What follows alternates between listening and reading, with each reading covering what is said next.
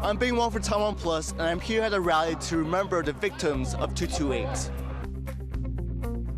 I'm in a park about an hour's drive from Taipei that remembers one of Taiwanese history's most divisive figures.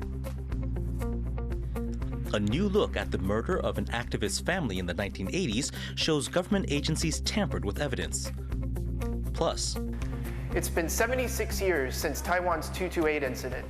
I'll be speaking with a top government official about this historical event's lasting legacy.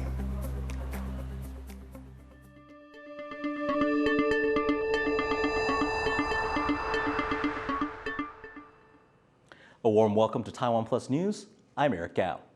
Starting off in Taiwan, February 28th is Peace Memorial Day. This year, it marks the 76th anniversary of the 228 incident. As Bing Wong reports, rallies are being held across the country to remind Taiwanese of the struggles they've overcome.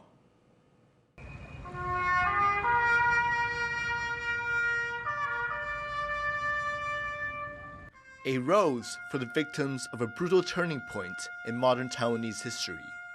This is one of many rallies happening throughout Taiwan today, the 28th of February, when people here commemorate what's become known as the 228 incident. 76 years ago, the ruling Kuomintang, or KMT, brutally suppressed anti-government uprisings across Taiwan, killing tens of thousands of people in just a few weeks. This is a flashpoint of where it all started. Government forces struck a lady trying to sell illegal cigarettes and then fired a bullet into the air, killing an innocent bystander. And as the crowd became angrier, louder, the government tried to shut down the protest with violence.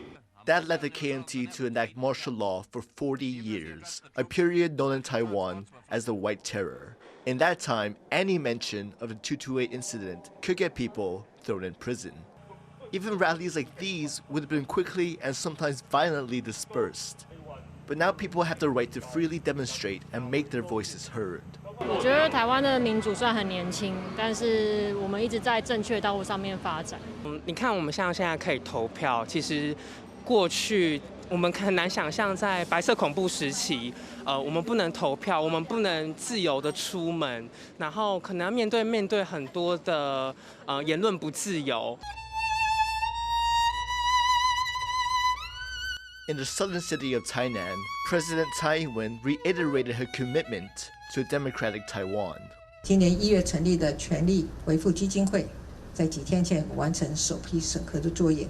这是政府首度全面以赔偿，而不是以补偿的态度，诚心修复不法的侵害，让台湾人尊严的活，是纪念228最好的方式。 Taiwan has shed its authoritarian past to become one of the freest democracies in Asia. The country now wants to ensure this dark period in history won't be repeated or forgotten. Howard Zhang and Bing Wang for TaiwanPlus. At one of today's 228 events, protesters interrupted a speech by the mayor of Taipei. Hecklers rushed the stage and shouted for Mayor Chiang Kai-shek to kneel down and apologize. Chiang is the great-grandson of Chiang Kai-shek, the authoritarian leader whose soldiers killed thousands of people after the 1947 uprising. Security guards held the protesters back and led them away. Chiang Kai-shek was unharmed. In his speech later, he apologized for the violence by officials in Taipei that sparked the civil unrest all those years ago. Chiang did not mention his family's connection to the incident. Now, Chiang Kai-shek led Taiwan for more than 25 years, a period during which his government cracked down on free speech and arrested dissidents. When he died, statues of him popped up in every city across the country. They started coming down as Taiwan transitioned into a democracy, so one neighborhood decided to collect them. Sash Butler has this story on the legacy of one of the most polarizing people in Taiwan's history.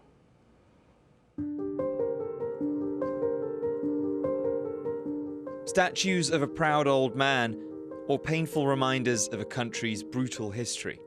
To some, a symbol of national pride, but to others, a figure of terror. This is Tihul Memorial Park. I'm about an hour's drive from Taipei, and almost every statue you see behind me is a monument to one of Taiwan's most divisive figures, Chiang Kai-shek. Since 1997, the park has been collecting statues of Chiang from all parts of the country. Today, it has more than 200. Park tour guide Chen Yuzi says she's proud of what they've achieved. 这大概不只是全台湾，大概是全世界唯一有这样子的一个公园吧。To Chen, coming here is a way to remember a giant of Taiwan's past. 我真的觉得真的很棒哈，把这些曾经我们历史我们的印象当中的领袖人物啦，就把它带回来这里，觉得也蛮有一些历史的意义。But Chen's opinions are not shared by everyone. Statues like these are more than just relics from history. To many, they show a man who symbolizes the very darkest moments of Taiwan's past.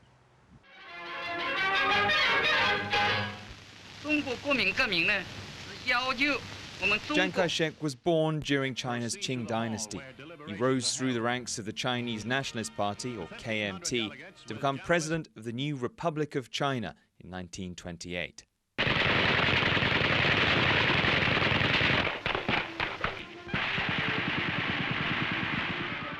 After the ROC and the other allies defeated Japan in the Second World War, the ROC government took control of Taiwan. But as soon as that conflict ended, a civil war began. In 1949, Chiang lost China to the Chinese Communist Party and fled to Taiwan, taking 1 million troops and civilians with him. He ruled as president of the ROC government in Taiwan from 1950 until his death in 1975. But his time in power cost the lives of thousands of people. 我想非常多台湾人会记得是228事件，我想那是一个时代的悲剧。The February 28th incident, or 228, was an uprising against the KMT government in Taiwan. What began as a reaction to police brutality escalated into an island-wide rebellion. Chiang responded by sending thousands of troops to launch a ruthless crackdown. They went village to village and carried out summary executions. The most conservative estimates of the death toll was 5,000, and some experts will even say that the death toll was even up to 40,000. 蒋介石在这里的责任是逃不掉的 ，authority 在蒋介石手里。如果他没有给出这个权利，他的军队不会做这种事情。2 years later, Chiang declared martial law. His government banned most political parties and arrested dissidents. When he died in 1975, his son took office and built a memorial hall to his father that still stands in Taipei. Thousands more statues appeared around the country.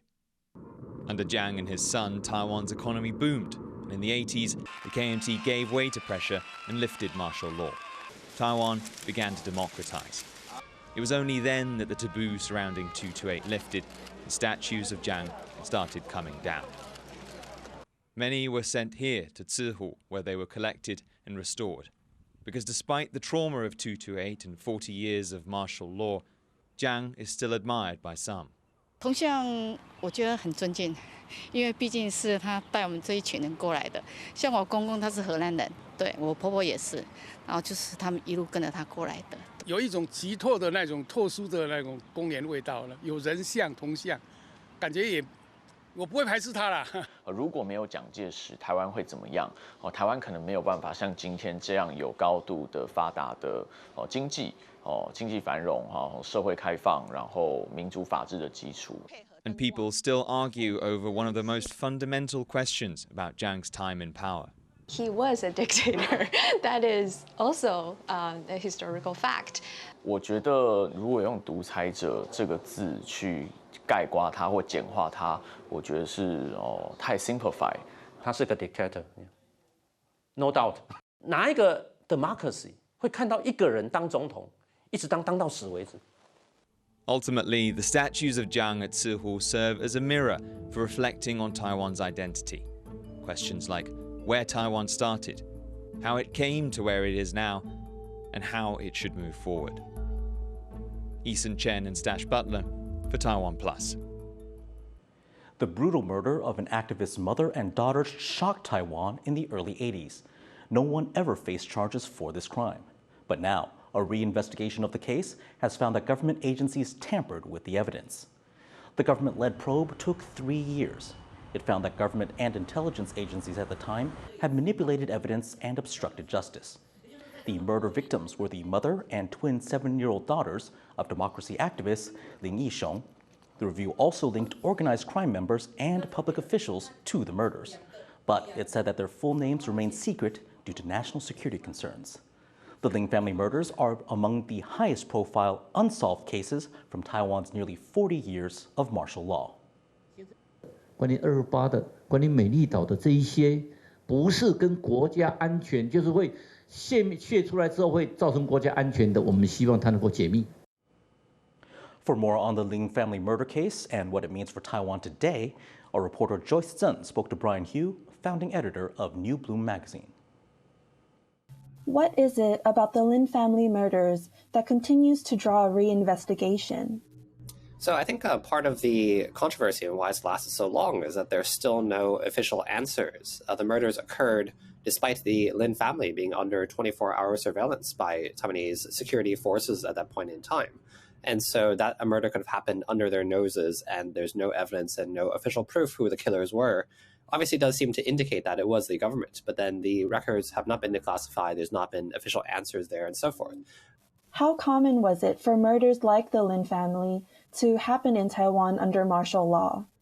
So there's definitely the tendency in which later on in the martial law period, you do have less murders, but then you do have these kind of killings that occur in a less overt manner. There's much more scrutiny, I think, because of the strength of the democracy movement and so forth. But then you still do have, for example, the death of Chen Wenchen in a similar time frame, the professor at Carnegie Mellon whose dead body was found on the National Taiwan University campus. Why is it so hard to find the truth about these historical cases? I think part of it's the stakeholders, in the sense that maybe the people who are involved in these murders are still in government, or they're still active figures in public life. And so then uncovering that truth of what occurred could actually still stoke further controversy. Is there anything particularly significant about this round of reinvestigation? I do think it's significant that the control room, as a government body, as the government oversight body, is calling attention to this, calling for more action to be taken here. This also, I think, is significant because it is the last year of the Tsai administration, and it's uncertain who the next president will be. And so then that raises the stakes for anything regarding transitional justice that occurs in the next year. That was Brian Hu, founding editor of New Bloom magazine in Taipei, speaking with TaiwanPlus reporter Joyce Zheng. One of Taiwan's top government officials, Chen Ju, helped transform Taiwan from a dictatorship to a democracy. In an exclusive interview with our reporter Jeremy Olivier, Chen says the country is still working toward transitional justice and respect for human rights. Chen Ju is a towering figure in Taiwan's political scene. A former mayor of the southern city of Kaohsiung, Chen now heads the Control Yuan, the country's top government watchdog. The role also puts her in charge of the National Human Rights Commission. It's a fitting position for Chen, who was a dissident during Taiwan's decades under martial law. In the 1970s and 80s, Chen worked with other activists to push for democratic reform. They eventually founded the Democratic Progressive Party, or DPP, Taiwan's current ruling party. Chen says they were influenced by the events of February 28, 1947. That day, people in Taiwan rose up against the government before facing a brutal crackdown.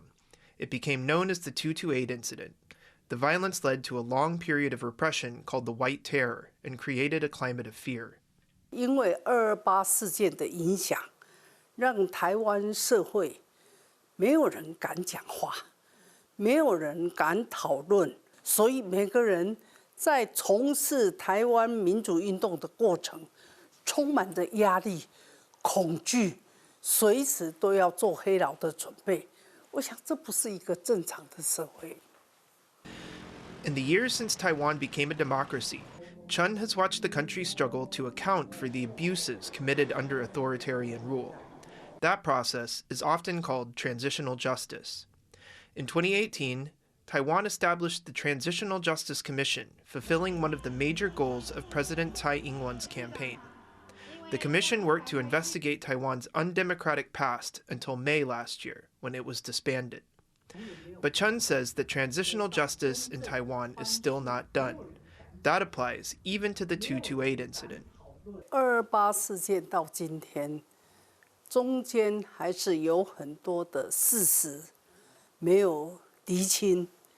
那我们在整个228事件没有追究加害者，加害者在哪里？我们有那么多人死亡，有那么多人家破人亡，有那么多人被迫流落在国外，但是到底加害者是谁？ Chen says many documents and pieces of evidence related to the White Terror have been withheld or destroyed. She says this has allowed some people to escape accountability.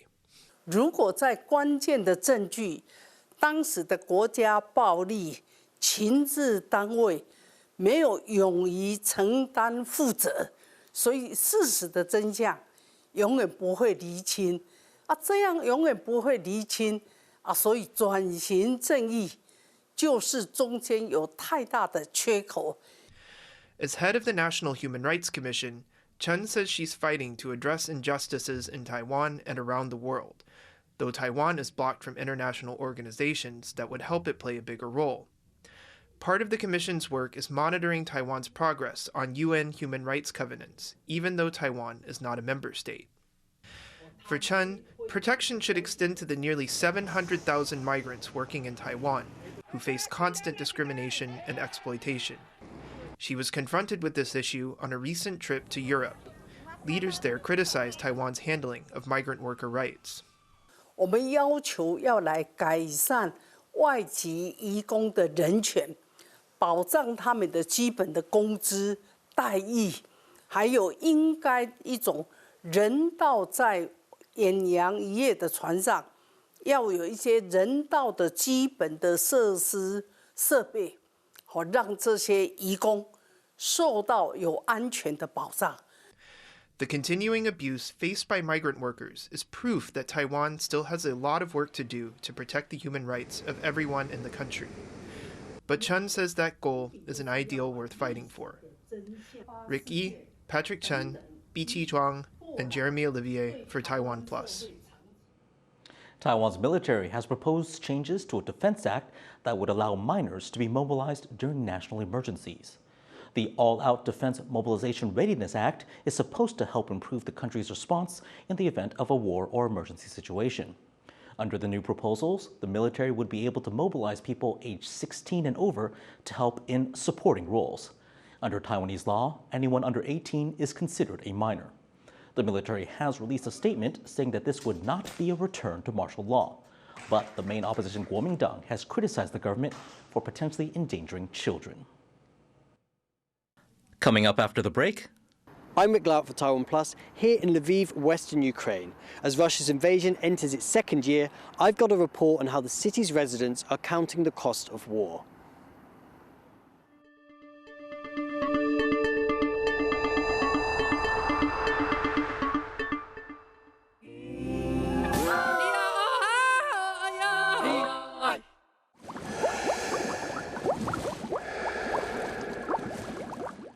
One, two, three.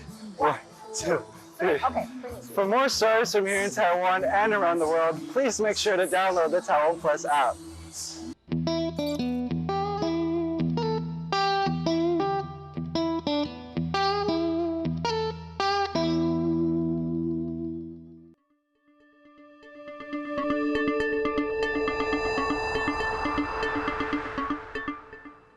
Welcome back. You're watching TaiwanPlus News. In international news, the U.S. and Thailand have opened one of Asia's largest military exercises on Tuesday. Militaries from over 30 countries will take part in the annual Cobra Gold exercise. This year's will be the largest of its kind, with more than 7,000 troops participating. Military officials say the focus will be on amphibious landing operations. The exercise will also include space operations for the first time.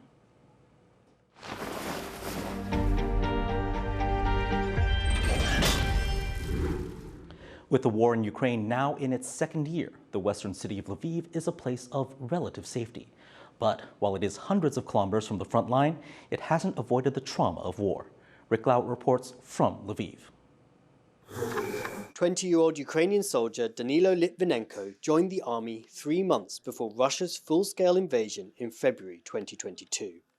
In October, fighting in Kharkiv region, he stepped on a mine and lost his leg. Я думаю, без психологічної допомоги можна було б впоратись, спокійно взагалі. так як в мене була підтримка і близьких, і рідних, і побратимів. Але психологічна реабілітація дає свої плоди і, як то кажуть, без цього ніяк, я думаю. І після війни буде дуже високий спрос в цьому напрямку. Litvinenko is waiting for a prosthetic limb. He says as soon as he learns to walk on it, he will return to the front line to fight for his country's freedom. He's been recuperating at Ukraine's new National Rehabilitation Center in Lviv, western Ukraine.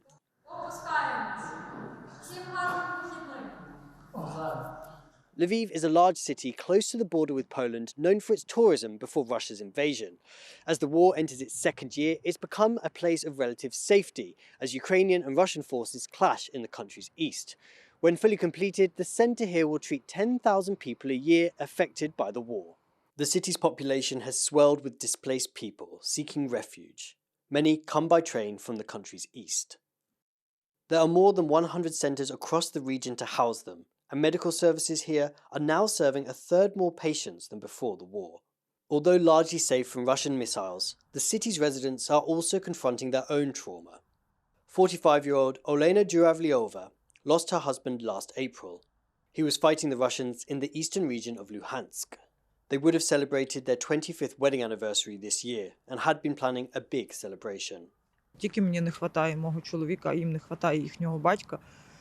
Через то це дуже складно. Тобто, цих 10 місяців це не життя. Це просто існування на постійному якомусь стресі. Тому це надзвичайно важко.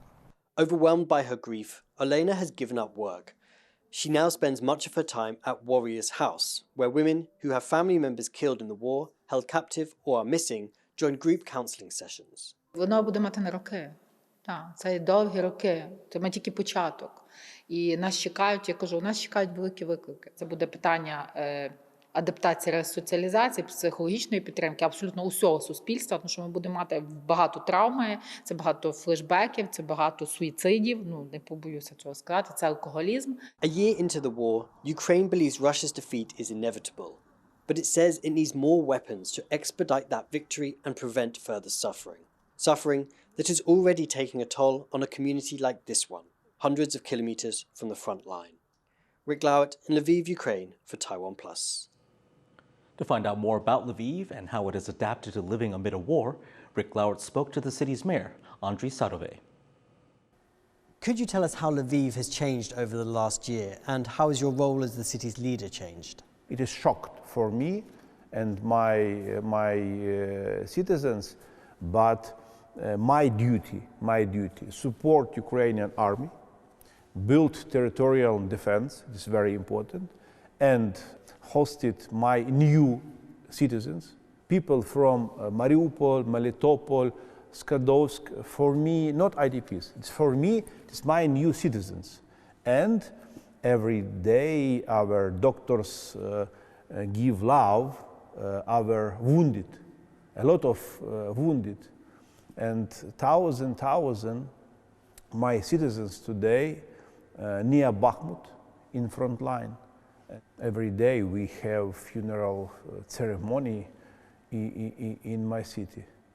But I have different activity every day and different responsibility. And how is the city coping under the pressures, under the strains of war? If you want to understand resilience, you must arrive to Lviv, and I show for you a good case.